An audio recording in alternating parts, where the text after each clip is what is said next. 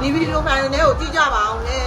မကွေးတိုင်းညံညွန့်နယ်ညောင်မင်းသားရွာကအတူတဲ့အကြီးအကျယ်ကြီးကိုထူတာနော်အကြီးအကျယ်ကိုထူတာမန်တက်ဆိုလဲစောက်ထားတာနှစ်ထပ်တောင်စောက်ထားတာ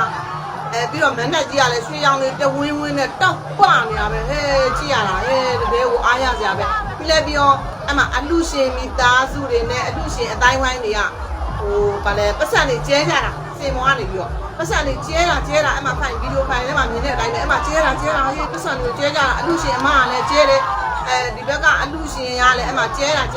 လောက်ပြီးအောင်ကျဲလဲဆိုမှဟိုဗာလဲပစိုးတောင်ပြုတ်ကြမှာဆိုလို့ဒီမျိုး